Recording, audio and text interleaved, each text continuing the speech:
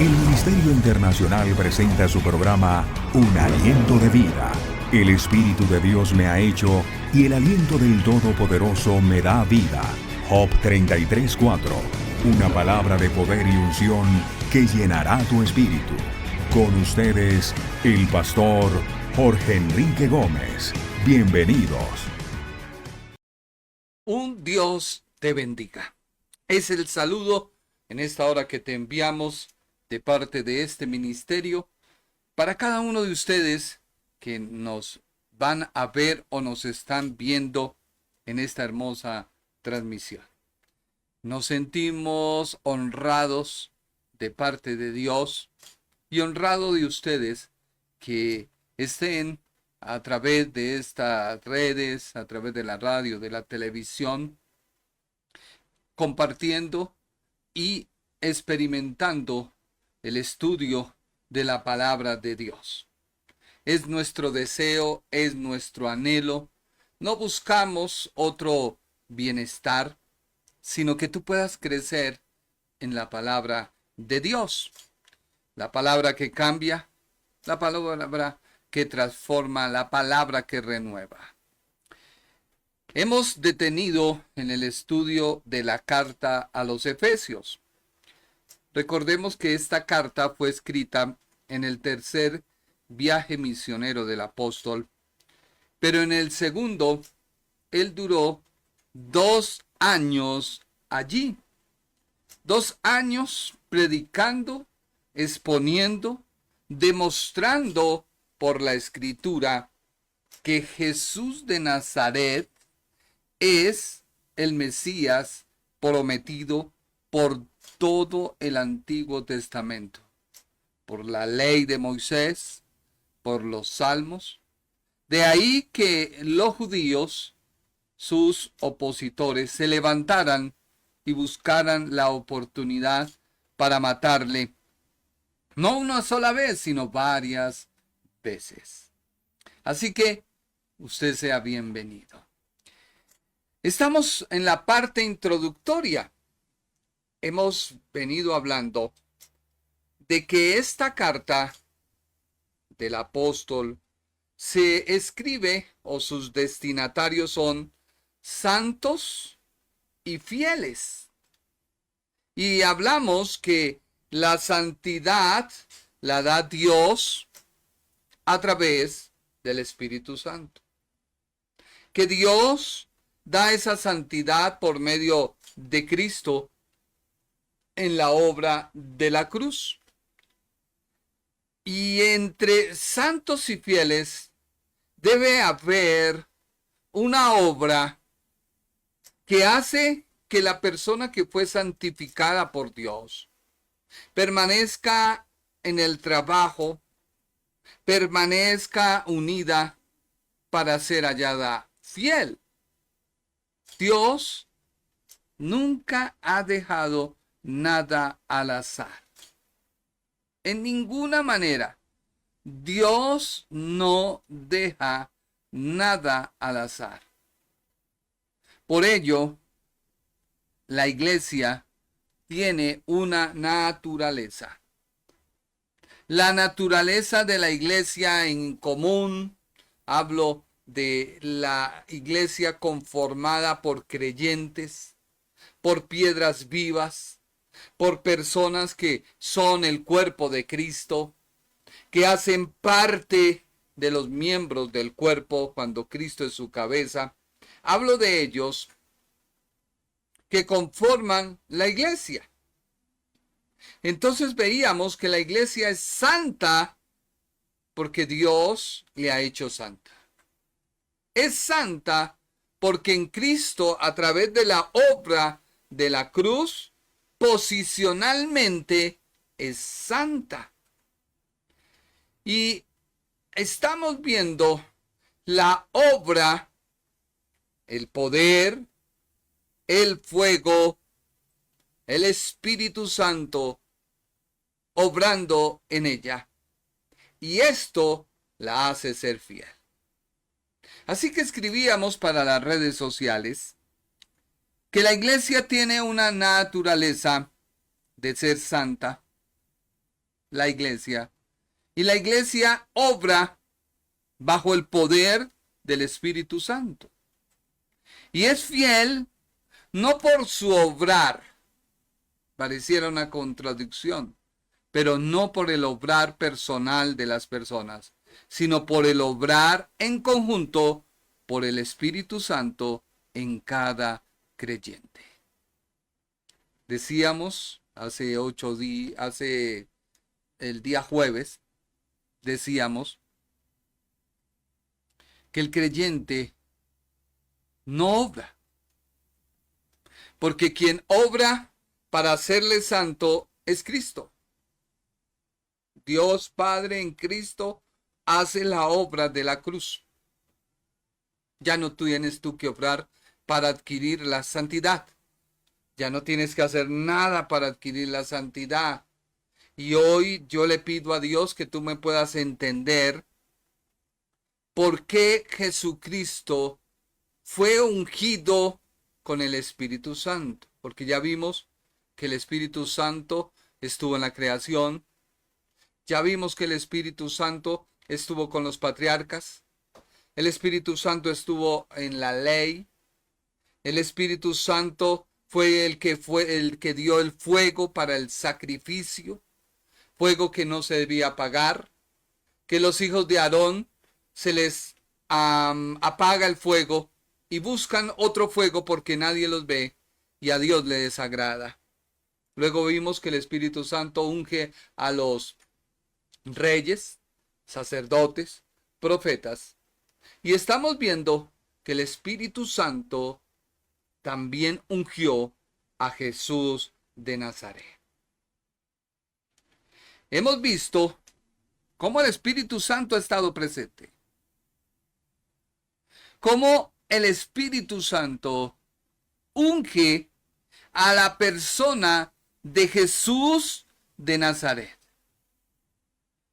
La persona de Jesús de Nazaret es aquel verbo que fue encarnado. La persona de Jesús de Nazaret es Dios, pero no actuó en el mundo, escúchame bien, como Dios. Él se despoja de su divinidad. No era su primer plano. Escúchame bien, porque a veces el cristianismo ha malentendido de que Dios está en el cielo y que su Hijo está sentado. Pero se ha olvidado que lo que vino el Señor Jesús fue a manifestar al Dios invisible. Así que Él se vuelve visible para mostrarnos, enseñarnos, acercarnos al Dios invisible. Por ello, digo en la introducción, ya que Él siendo Dios, no actúa en el mundo como Dios, para que nosotros actuemos no en la carne. Si Él se despoja de su divinidad, no deja de ser Dios. Escucha bien la palabra, de cierta manera es como teológica hoy. No deja de ser Dios, pero se despoja y obra en el mundo como hombre. Por ello, los judíos lo buscaban para matarle, porque veían a ese hombre, a Jesús, el carpintero, el hijo de un hogar de adulterio entre José y María, porque todos sabían que el padre de Jesús de Nazaret no era José. La Biblia lo argumenta. Así que llamaban adúltero. Y él se adjudica o muestra a ellos que es el Mesías, el Dios prometido. Pero él actuó como hombre. Imagínese usted por un segundo, si nuestro Señor hubiera dicho, ay, ay, ay. ¿No creen ustedes que los ángeles descenderían y acabarían este universo, este mundo? Pero Él no abrió su boca. Él guardó silencio. Él no dijo nada porque te ama. Así que Jesús es una persona que viene a mostrarnos el amor de Dios, a hacerlo tan visible que si Él pudo, tú puedes. Por eso digo yo que siendo Dios no actúa en el mundo como Dios, para que tú y yo no actuemos en la carne, sino en el Espíritu. Porque tú eres un ser espiritual. Alejado de Dios, eres un espíritu muerto que su alma predomina y hace posible su carne todo lo que le dictamina el alma. Pero cuando viene Cristo, da vida a tu espíritu y tu espíritu comienza a controlar los deseos, las pasiones de la carne y ya tu cuerpo no hace lo que quiere. Jesús murió en la carne. Para ello dejó su trono de gloria. Estamos hablando de la persona de Jesús, para que nosotros podamos entrar en la gloria del Padre. Recuerda que Él dijo en Juan capítulo 17, la gloria que yo he tenido contigo antes del mundo, ahora quiero que la tengan ellos. Juan capítulo 17. Murió en su carne, sí, para que nosotros tuviéramos vida en la nuestra. Se limitó a un cuerpo para sanar el nuestro. Pero todo ello lo pudo hacer bajo el poder del Espíritu Santo. Hechos capítulo 10, versículo 38 y 39. ¿Quién está testificando aquí? El Espíritu Santo. ¿Qué está diciendo? Hechos 10, 38. Como Dios ungió con el Espíritu Santo y con poder a Jesús de Nazaret, y como éste anduvo haciendo bienes y sanando a todos los oprimidos por el diablo, porque Dios estaba con él. Ahora viene el testimonio presencial, los apóstoles, Pedro, Juan, Jacobo. Y nosotros somos testigos. O sea, ¿de qué? De la humanidad. Y de todas las cosas que Jesús hizo en la tierra de Judea, en Jerusalén, a quien mataron colgándole en un madero. O sea, ellos están atestiguando la humanidad de Jesús.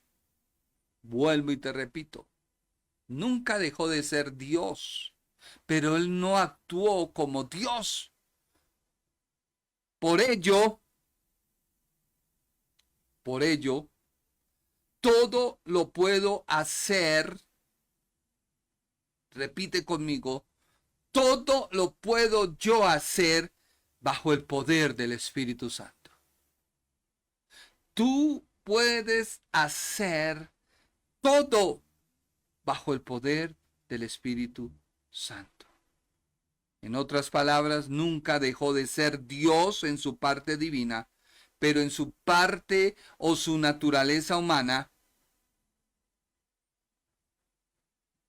en su naturaleza humana, la sujetó. No dejó de ser Dios, pero no actuaba en la carne como Dios mientras estuvo sujeto a su carne, a su tabernáculo, al templo. Recuerda que él le dijo a los discípulos y a todos los que le escuchaban, este templo será destruido en 3 días. Y todos decían, pero ¿cómo así? Y en 3 días será levantado. Y ellos decían, pero ¿cómo así? A ver. Está el templo. Duraron 50 años en reconstruirlo. Y ahora lo va a destruir en 3 días. Y en 3 días lo va a vivificar. ¡Está loco! Pero él hablaba de su cuerpo. Nunca dejó de ser Dios, pero nunca actuó en la carne. Como Dios, mientras estuvo sujeto a su carne y a su tabernáculo, fue ungido con el Espíritu Santo, que siempre actuó manifestando el toque que hace posible las cosas de Dios. El Espíritu Santo es el que intercede. El Espíritu Santo es el que clama. El Espíritu Santo es el que nos lleva, nos muestra a Cristo y nos hace real lo que te estoy diciendo. Dile tú en esta hora, oh Señor, hazme entender lo que está diciendo este pastor. Hazme comprender la verdad del Evangelio. Hay poder en el nombre de Jesús. Y ese poder está en ti. Hay victoria en el nombre de Jesús. Esa victoria está en ti. Huye la enfermedad en el nombre de Jesús. Y está en ti. Huyen los demonios en el nombre de Jesús. Está en ti. Pero esto no es algo que vas a lograr, sino es algo que está en ti, pero lo has desarrollado. ¿O te has conformado con decir, es que mi carne es dura, débil, ahí voy? Sí.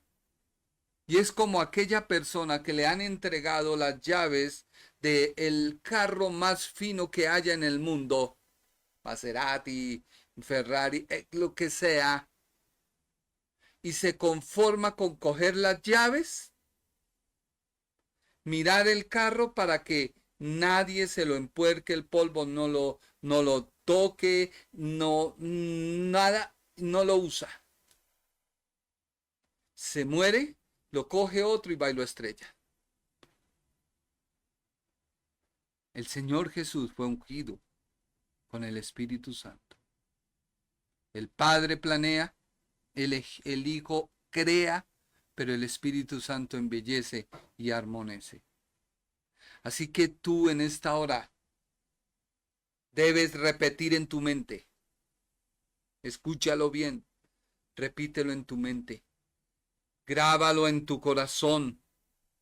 Que tu cuerpo sepa, como fue Jesús, soy yo. Si Jesús pudo, yo puedo. Si Jesús estuvo actuando bajo el poder del Espíritu Santo, yo también debo estar bajo ese poder. Pero la clave está en mirar. Hablábamos el jueves, a pesar de que hubo una oposición, una lucha, el sonido, una cosa, la otra. Hablábamos de que el creyente siempre debe estar de frente a Dios, de frente a Cristo, de frente al Espíritu Santo. Pero la clave está en que Jesús, en su humanidad, no hizo nada por su propia voluntad. Escúchalo bien. Sujeta su parte divina a su parte humana. Es Dios sujetado a su parte humana. Hoy tú sujetas tu carne, tu mundo, tus deseos al Espíritu. O sea, el Espíritu es el que controla tu ser, pero tienes que estar de frente.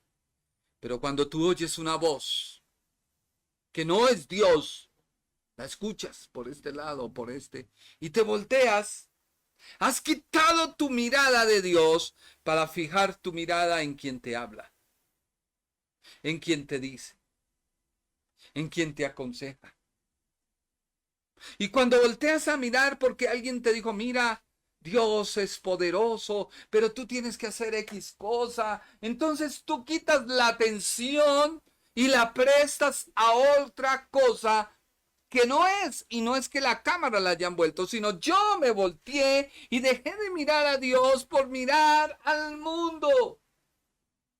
Por eso la Biblia dice, el que ama al mundo, las cosas del mundo acepta. Pero el que no ama al mundo, lo aborrece, ama las cosas de Dios. Entonces la persona sigue oyendo. No, tú sabes, es que la carne del hombre, y te dan una serie de cosas, de pasos, y cuando tú te das cuenta, literalmente le has dado la espalda a Dios y estás mirando al mundo. Y entonces el diablo, y es que el diablo se levanta, pero nosotros lo destruimos. Y Dios no te oye. Dios no te escucha, porque le diste la espalda a Él.